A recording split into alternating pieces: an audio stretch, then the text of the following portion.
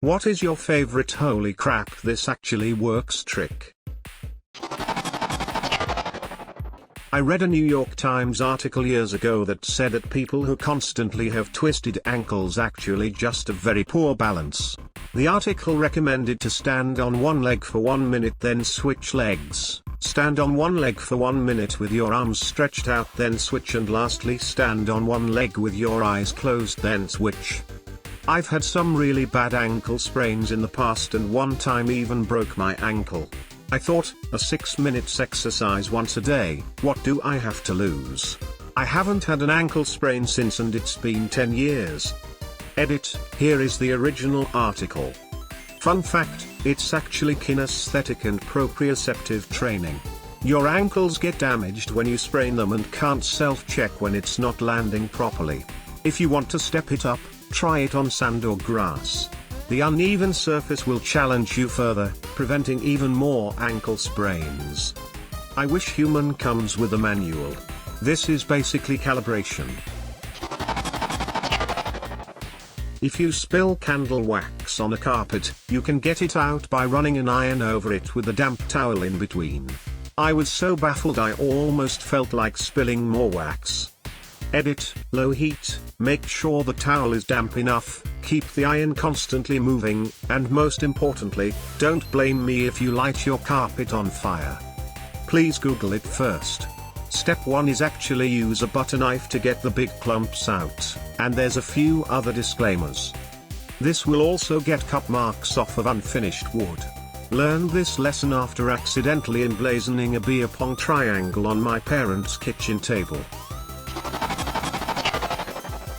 Was told to put my hand on the bottom of the steering when backing a trailer, because then whichever direction you move your hand, that's the way the trailer goes instead of the opposite if your hand is on the top. Edit, wow, thanks for the gold. Oh my god, I desperately wish I had known this earlier. I had an incredibly embarrassing 16-passenger van with a U-Haul trailer attached backing up situation that still haunts me. If I had just known that. Ugh. If it's any consolation, I'm a professional and those are still pretty hard if I'm not using them often. The trailer swings way faster than a big one. Nuke a couple of potatoes and put them in your coat pockets. Aluminium foil cover optional, voila, hand warmers that stay warm for hours. Bonus, you can eat them later. Aluminium foil hat optional. Edit, no aluminium foil. It restricts airflow and fosters bacterial growth. Thanks at Hella Hallie and others. Edit, no aluminium, but thanks for the silver. Put the tin foil on after taking them out of the microwave. And skip the free fireworks show? Sure, bud. Sure. That Dawn dish soap plus vinegar cleaner really does work miracles. My shower has a tendency to get this grimy coating that doesn't scrub off easily. Using Dawn and vinegar it comes right off no problem. Edit, ratio is 50-50. People have also suggested adding some water to make it spray easier, though I haven't tried that. Edit 2, I've only ever used Dawn, but several people have commented using other brands and finding success. This happened when I was a college student years ago in Cincinnati. Dr. A truck full of lard tipped over and shut down the main interstate through Cincinnati. They tried everything they could think of, including industrial degreasers. Finally called Procter & Gamble to see if they had anything that would work. They sent a truck of Dawn. It worked. Edit, since everyone keeps asking, I went to NKU, not UC, Xavier, or the Mount. Not technically Cincy, but part of the Cincy metro statistical area. A really obscure tip, if you lose the sensor bar for your Wii, light 2 candles and place them where the sensor bar would be. It's finicky, but it works well enough to at least choose a game. How was this figured out, and how does this even work? All the Wii sensor bar is 2 IR beacons so that the sensors in the remote can triangulate. So the candles give off similar IR noise which the remote can see. So the sensor bar doesn't provide any info back to the Wii.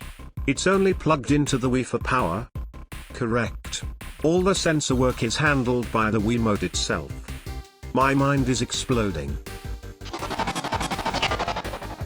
Pressing your thumb to the roof of your mouth and pressing your other thumb in between your eyebrows when you have a headache. It works for some people, me being one of them. And pressing on your taint and temple at the same time takes a screenshot of your current view. Edit, Lamau, thanks for my first gold. I took a screenshot to remember this moment. Similar trick. If you pretend you're holding a salt shaker and shake it onto your tongue, you'll actually taste the salt. Do it for 10 seconds and you'll see. If your nose is stuffy and you can't get it clear, just do 10 push-ups and it will clear right up.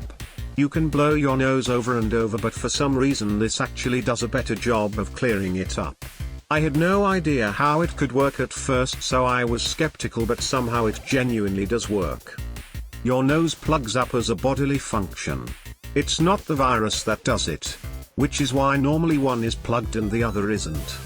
When you get your heart moving, your body needs more oxygen now, which is more important for survival than the work on your sinuses. So it opens.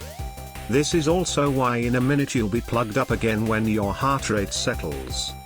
Edit, Jesus Christ, thanks for my first gold.